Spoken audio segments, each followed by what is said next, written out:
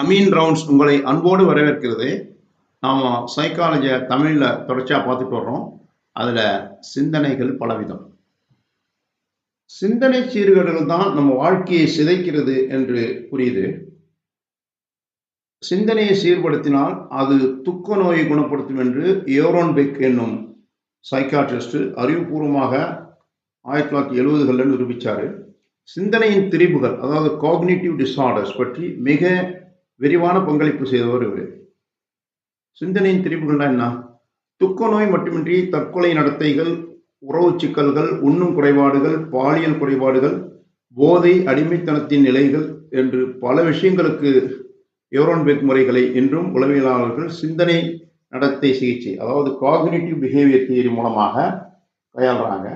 எந்த குறையும் இல்லை என்று நினைக்கும் நம்மில் பலரும் வாழ்க்கை பிரச்சனைகளுக்கு பெக்கின் வழிமுறைகள் பெரிதும் உதவும்.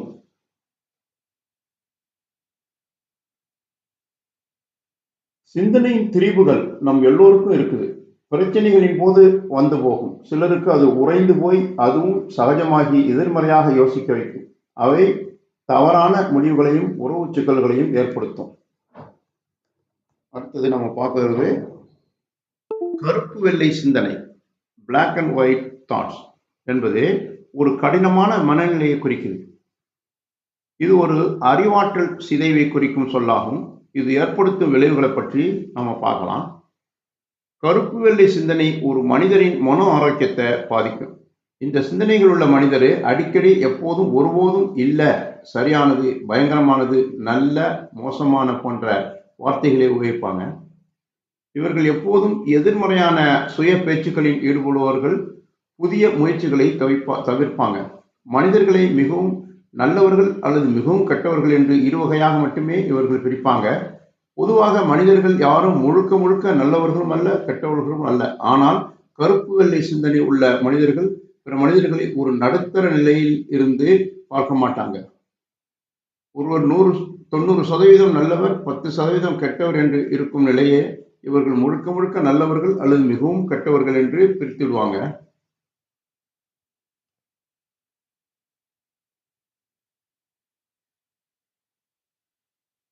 நம்ம அடுத்து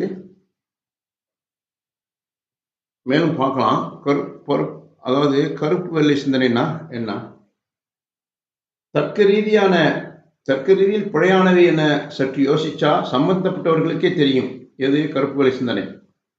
இருந்தும் அதற்குள் அது உணர்வுகளின் கலந்து உறவுகளை பாதித்திருக்கும். நம் வீடுகளில் நடக்கும் சிறு சிறு சண்டைகளில் எழும் உரையாடல்களை வைத்து அனைத்து விதமான சிந்தனை திரிவுகளையும் கண்டுகொள்ளலாம். எப்படி? ஒன்று, அவங்க அம்மா சொல்றதை கேட்கணும், இல்லை நான் சொல்றதை கேட்கணும் என்று ஒரு மனைவி சொல்லி 2ல் 1 முடிவு பண்ண சொல்லுங்க என்று தன் கணவரிடம் சொல்வார். இதை டிகோடோமோஸ் ரீசனிங் என்று சொல்கிறார்கள் சைக்காட்ரிஸ்டுகள். அதாவது கருப்பு வெள்ளை வாதம், ஒன்று அது இல்லாட்டி இது என்று கட் அண்ட் ரைட்டா, வெட்டு ஒன்று துண்டு ரெண்டா பேசுவாங்க. ஏதாவது ஒரு துருவத்தை தேர்வு செய்ய யோசிப்பது. நிஜ வாழ்க்கையில இப்படி கருப்பு வெள்ளை சிந்தனை உதவாது. பழுப்பு வண்ண சிந்தனைகள் நிறைய தேவைப்படுது. அதாவது பிரவுன் தாட்ஸ்.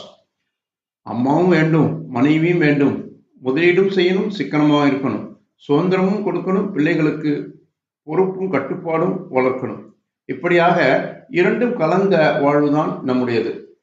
ஏதாவது ஒன்றுதான் என்று தட்டையாக முடிவு எடுக்க வைக்கும் சிந்தனை தான் மிக மிக ஆபத்தானது.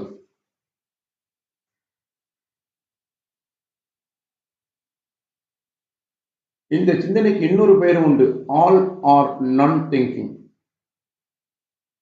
சொன்னதை கேட்டா எல்லாம் கிடைக்கும், இல்லாவிட்டால் எதுவும் கிடைக்காது என்று பிள்ளைகள் நம்மளால சொல்ல முடியுமா? அப்படி உடனே சொல்லக்கூடாது, அதை உணர வைக்கணும். உங்களுக்கு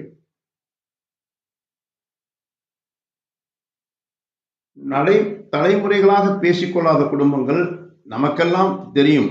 அடிப்படையில் இது போன்ற ஒரு சின்ன சிந்தனை திரிப்பு தான் இது இருந்திருக்கும். அது ஒரு தீவிரமான முடிவை எடுக்க வைத்திருக்கும். காரணம் கூட தெரியாமல் பெரிய பகையை பாதுகாத்து வைப்பாங்க.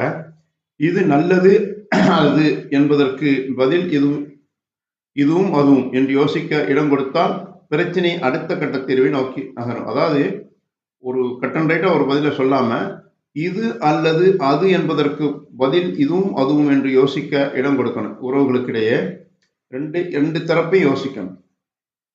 அவனை என்னால் நம்ப முடியாதுப்பா, கண்டிப்பா மறுபடியும் உன்னை கழுத்தறுப்பான் என்று உடனே கட் அண்ட் ரைட்டா சொல்லிடுவாங்க. அது கூடாது.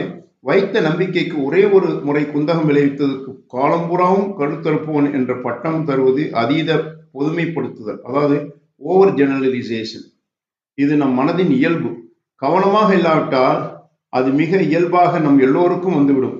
ஒரு முறை ஒரு ஹோட்டல்ல காபி சரியில்லை என்றால் அந்த ஹோட்டல் சரியில்லை என்றுதான் முடிவு கட்டுவோம். 30 முறை போய் புள்ளியியல் ரீதியாக தர்க்கம் ஆராய்ச்சி செய்து மனம் முடிவு செய்யாது. உடனே முடிவு செஞ்சிடும், அங்க நல்லா இருக்காது, அந்த ஹோட்டலே சரியில்லை.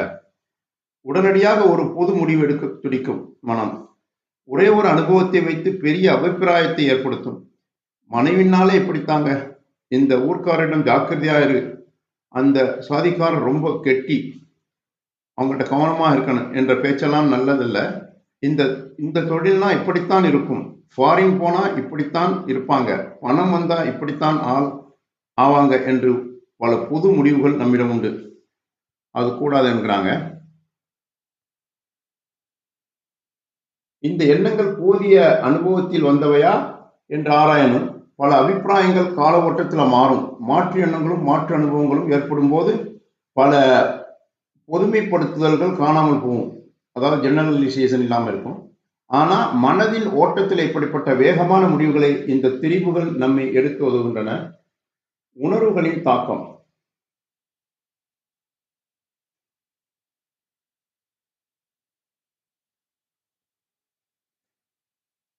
அதாவது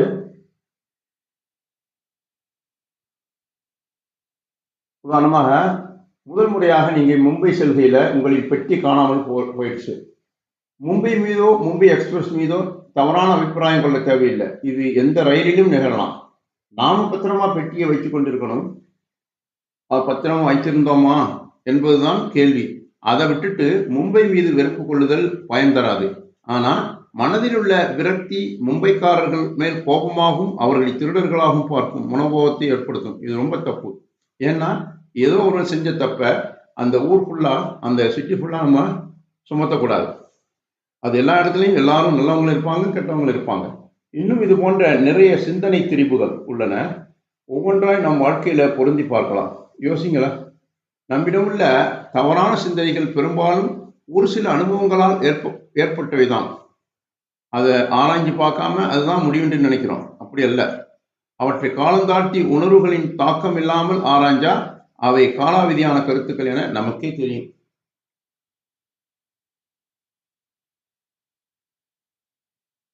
Thanks for watching. Please subscribe our YouTube channel.